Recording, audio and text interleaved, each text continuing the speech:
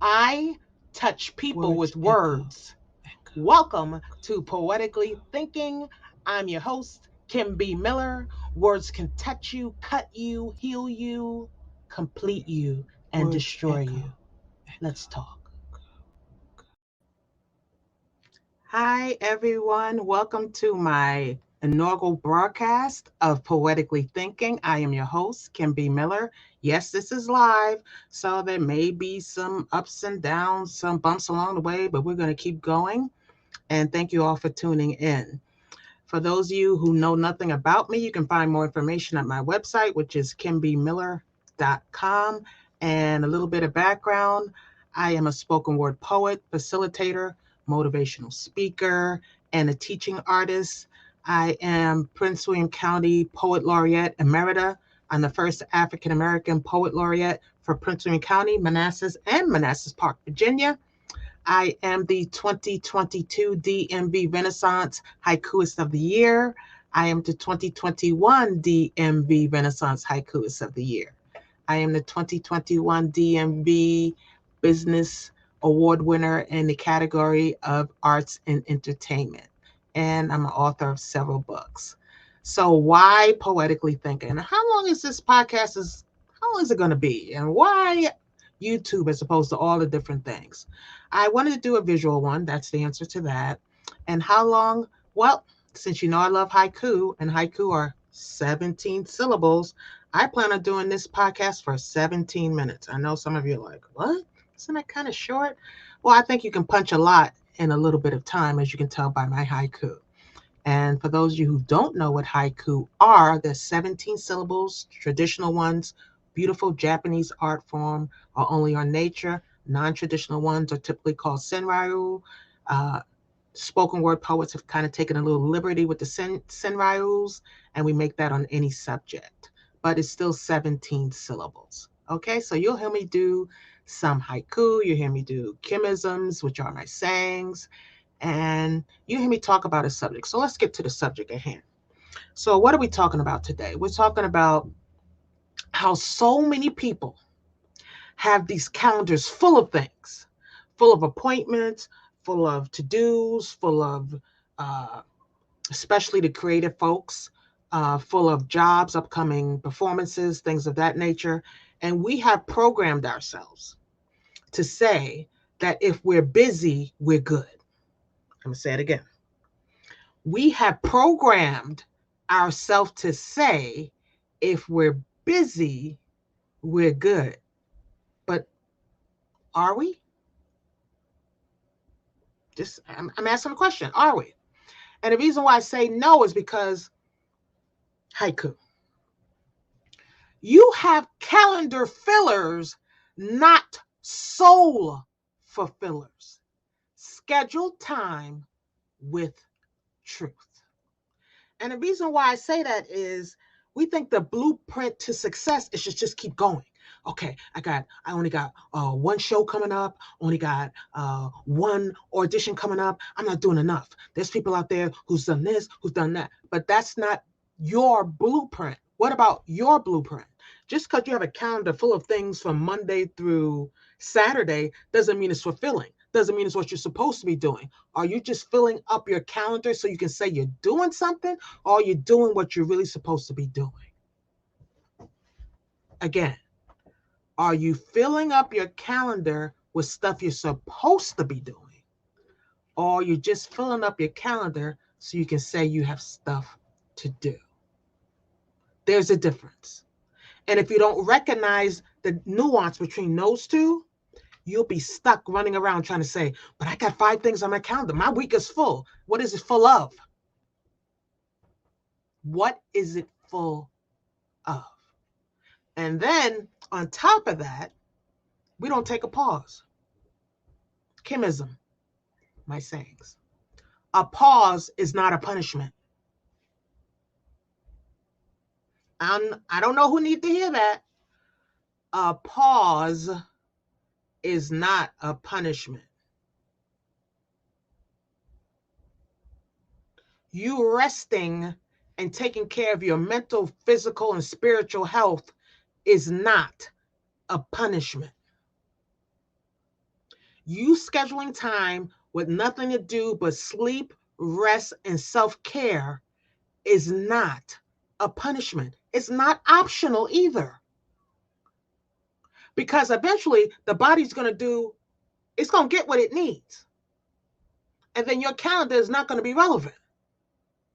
So, why is it that you think your calendar is more important than your mental health? Yeah, I'm pausing for a reason. I'm waiting for you to answer in your head. Or if you're on YouTube, you can hopefully answer in the comments. You have let this for some people it's a hustle mentality, for others it's a booking mentality, for others it's a keep up with this person mentality. I saw them on this and they're doing this and I'm not doing enough and I'm always behind, and because you're comparing yourself against someone. And then there's that saying, comparison is the thief of joy. No, you're the thief of joy. You're the one doing the comparison. If you were walking in your path, what other people doing wouldn't affect you the way it is now. That's why some of you have these calendars full of things, full, and half of them you don't want to do. And I'm not saying don't get paid, because some of you will, take what I'm about to say and make it, Kim's talking about don't get paid. That's not what I said. And that is not what I'm saying. What I am saying is money is not a destination. It's a result of you going to the proper place. I'll say that again. Money, Kimism, money is not a destination. Some of you, that's really it. I'm getting paid, I'm going. And I get that. But sometimes you needed that time to develop your craft, to come up with a different way of doing things. Maybe to think outside of your comfort zone. Maybe you weren't supposed to be at that event. Maybe you weren't supposed to sing that song, make that painting, whatever it is. But we're so busy to get this money that we're forgetting our purpose. Again, I'm gonna say this again because I know some of you gonna come back with me. She said I'm not supposed to get paid. That is not what I'm saying. Everybody should be paid their worth. You should know what that is, and you should ask for it 1,000%, 100% of the time. No question on that. But if everything that you're doing is only guided by money, I'm asking you to say, where does your purpose fit in when money is your only purpose?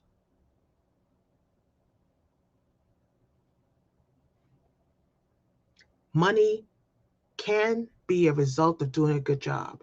It can be the result of many things.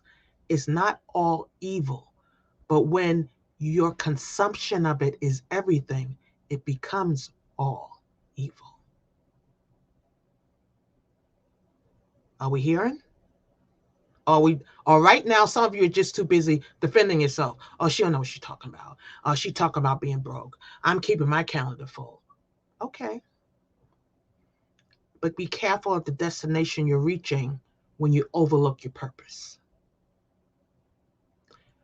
Be careful of the destination you're reaching when you don't focus in on your purpose. What is your purpose? I personally believe we have more than one. So, what are your purposes? And you'll see poets make up words that don't make logical sense or sound correct, but we're gonna roll with it anyway.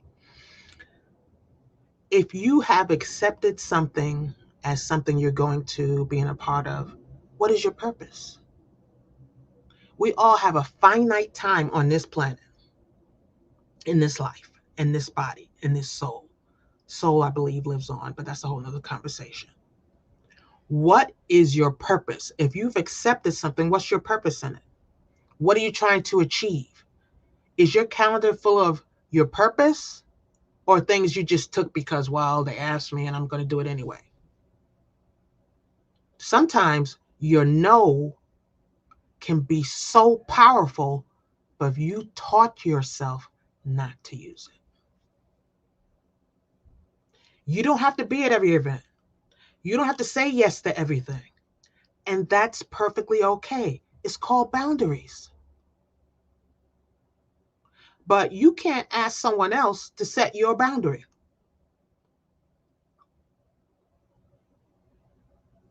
I said it. It's yours. Own up to your stuff. Now let's get back to that calendar. You look at your calendar, you got all this stuff you said yes to, you running from here to there, and instead of you taking ownership on you overbooking you, you're blaming the people you said yes to.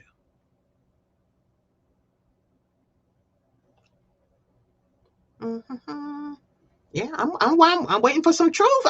Hey, if you don't know me, you know I'm gonna speak some truth. Stop blaming the people you said yes to. You made that calendar. You said yes. Some of you, as soon as you hang up or sign that email off, you're like, I shouldn't have said yes. I don't know what. I don't know what I was thinking. Because you think no is a bad thing. No is not a bad thing. Let your yeses be yeses and your no's be no's. Be clear. Be concise. You have to have limits because the physical, mental, spiritual you needs attention too. But you're too busy trying to make some quota that you made up in your head. By the age I'm such and such, I should have this. By the age I'm such and such, I have that. I need to. You need to be complete at any age. You need to have a clear purpose or purposes at any age. If you say yes to any event or something you've been commissioned to do or etc., you should know why you said yes. And not just because, well, they need help or blah, blah, blah. You need help. You were not just put into this world to be the solution to somebody's problem. Did you hear me? You were not just born in this world to be the solution to someone else's problem. You are here to thrive. And you'll never thrive if you don't start pulling back and going, I go to this event every year, or I say yes to this particular thing every year, or I go to this family event every year, and I'm miserable. Then why are you going? Well, it's expected of me and blah, blah, blah. Life is expected of you. Growth is expected of you. You have all these expectations from other people. What about your expectations for yourself?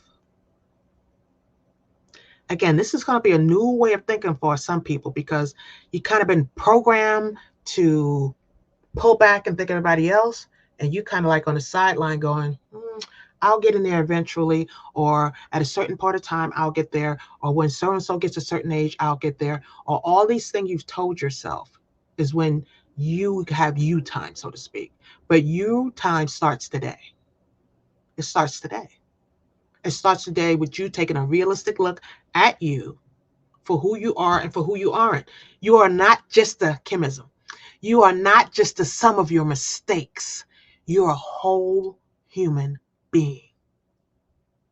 Stop letting people hold that mistake you made over your head. Take the mistake, look at it, break it down, learn from it. Now it's not a mistake, it's a lesson. But don't let someone hold something that you've done wrong or improperly or not with the best of care over your head. Break it down, make it a lesson so you can learn from it. And you also get to learn from them because someone who truly has your best interests at heart is not going to keep bringing up mistakes. They're going to keep bringing up stuff you did well too. Because again, you're a whole person. You're not just the sum of your mistakes. So if you find someone who only brings up the sum of your mistakes or every mistake and makes it your sum, then you know that their intention is poor. That's where your discernment comes in. That's where your thought process comes in. That's where you decide, does this person help me? Are they critiquing me? Because some of us, if someone says boo, it's attack. We need to stop that too. Everything is not an attack. Everything is not someone trying to come after you. Sometimes people are genuinely concerned. Discernment will help you decide which one that is. But just because they disagree with your path or don't understand where you're going to does not mean that they're the wrong person or they're coming after you or they're attacking you. With your discernment of yourself also comes your discernment of others. Be open to hearing real information because learning is something that never stops. We all can get better. I'm still learning. I'm still trying to learn. And no one should be above reproach, so to speak. Oh, you don't talk to me. You don't come to me about anything. I got this. Be open to it. It doesn't mean you follow it, but your openness to hear something may get you on a path closer to where you thought you wouldn't be. Now, if you hear the information and it's not for you, as that I don't know who wrote the saying, if it doesn't apply, let it fly, then let it fly. But your calendar and you overbooking yourself, or you thinking that if you only have one thing on your calendar for the month, you're slacking, you're not doing enough. Your mental health deserves an appointment. Your spiritual health deserves an appointment. You deserve chemism. You are worthy of your own time. You. You deserve some quiet time with you, some reflective time with you. So you don't keep just filling up your calendar to have things to do. You're actually filling up your calendar because it's going towards your purposes. The things you love, the things you were put here for, the things that make your heart and soul sing. So reevaluate yourself, give yourself time, and I will be here every second and third Sunday of the month. And I always like to end with a haiku. So here's a haiku punch for you.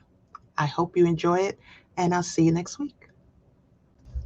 Thank you for listening to today's podcast. Here is my haiku. You were looking for someone powerful. I just showed you your mirror.